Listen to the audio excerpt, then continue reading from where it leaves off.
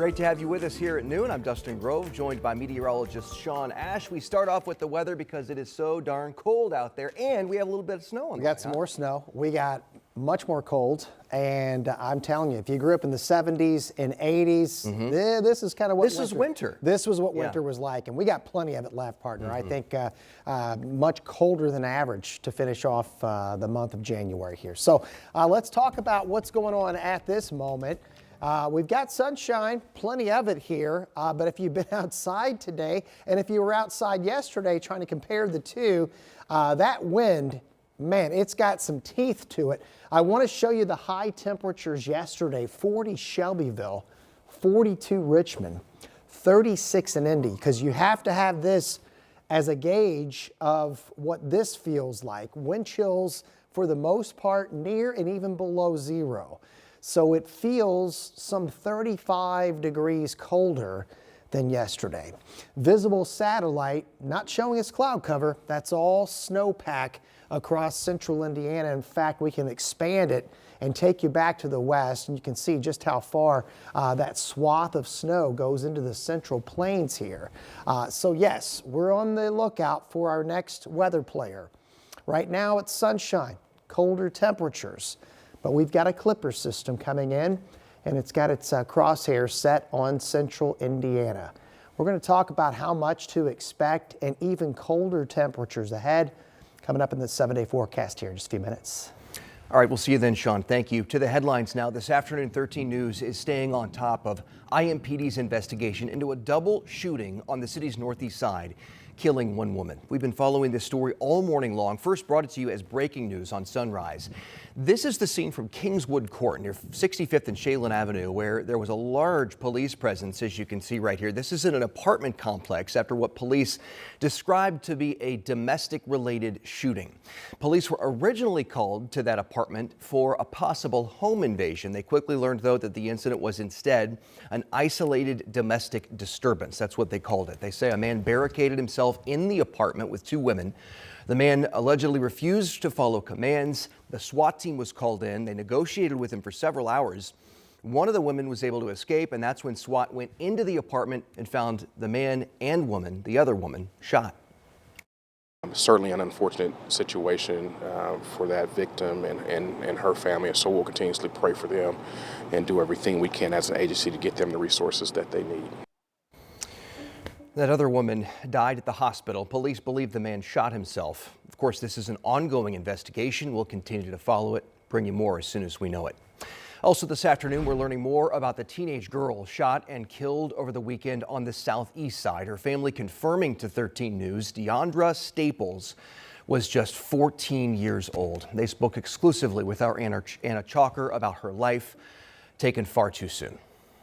Even though Deandra Staples was the smallest in her family, she's so little, and it's like, oh, my mama. They say she had the biggest personality, a dancer who always lit up the room. She is the beautiful soul that we're going to miss dearly. Her Aunt Brianna says the last time they saw her was Friday night when she left with a group of kids. But Saturday morning, Brianna got the news she never wanted to hear. So I was on Facebook, and my niece, she posted these videos and pictures of Moo Moo, and I'm like, oh no. Police say Deandra was shot and later found dead in the snow outside at the Laurelwood Apartments on the city's southeast side. We are hurting. Y'all took a child from us.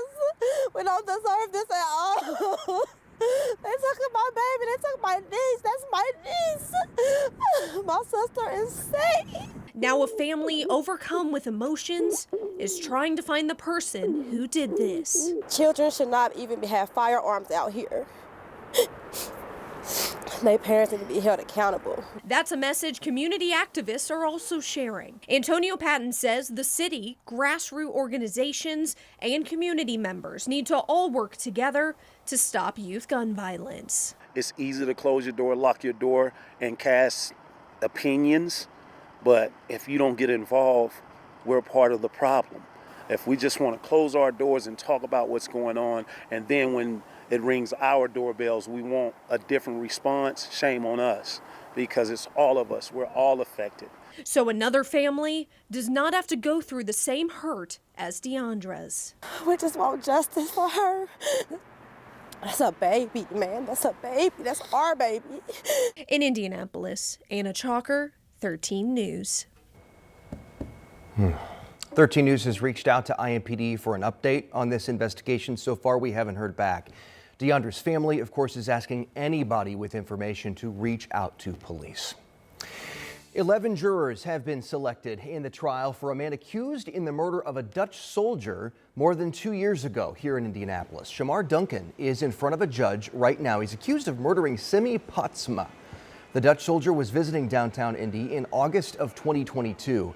Duncan now faces 2 counts of attempted murder plus disorderly conduct. Police say the shooting happened in August of 2022 around 3:30 in the morning right outside a hotel near Meridian and Maryland Streets. According to court records, the trial could last 4 days. Our Rich Nye is inside the courtroom this afternoon, and we'll bring you the very latest on what happened starting on 13 News at 4. New at noon, a Texas man has been arrested after allegedly sending sexually explicit messages and threats to Indiana Fever star Caitlin Clark. According to the Marion County Prosecutor's Office, 55-year-old Michael Lewis has been charged with felony stalking. He was arrested yesterday in Indianapolis.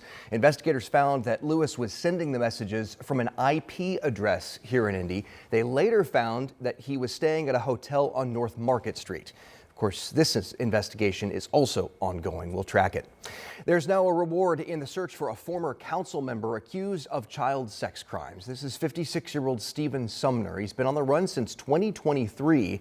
That's when he didn't show up for a court hearing on 18 charges, including rape and sexual misconduct with a child. Sumner served on the Madison County Council from 2018 until 2021. He was also a pastor in Anderson. The U.S. Marshals are offering a $25,000 reward for information leading to his arrest. If you know anything about Sumner's whereabouts, police want you to call them. Well, today marks the inauguration of Indiana's next governor, Mike Braun, as well as Lieutenant Governor Micah Beckwith. Just last month, I sat down with Governor-elect Braun to talk about his goals in office. The Jasper native says he campaigned on kitchen table issues, not so much social issues. One important goal he says he has in mind is getting state government to run more efficiently. Here's what he told me. I'll look at every agency, 80 of them in total, 30 to 35 major ones. Make sure they're being run well and efficiently, and I'm almost certain we can probably spend less and get better results. Again, Governor-elect Mike Braun being sworn in today. We're going to have much more on today's inauguration and our interview with Governor-elect Braun. You can check that out right now. It's streaming on WTHR+. This afternoon, fire crews around central Indiana are warning everybody about the possibility of frozen ponds. This past weekend, fire crews in Greenwood had to rescue a woman and her daughter from the water. Crews tell us a dog had run out onto a frozen pond. The mom then tried to follow the dog when she fell through the ice. Her daughter ran after her. She also fell in. A neighbor was able to throw something to hold onto until rescue crews could get there. Firefighters say it's so important not to go out onto the ice to try and save the person. Do not try to go out onto the water, because then that gives us, from one victim, we now have 2 victims if you fall through the water. Like this neighbor did, throw a rope, throw a life preserver, something out to them so they can keep themselves afloat. That mom and her daughter are now recovering, thankfully, and the dog is okay too.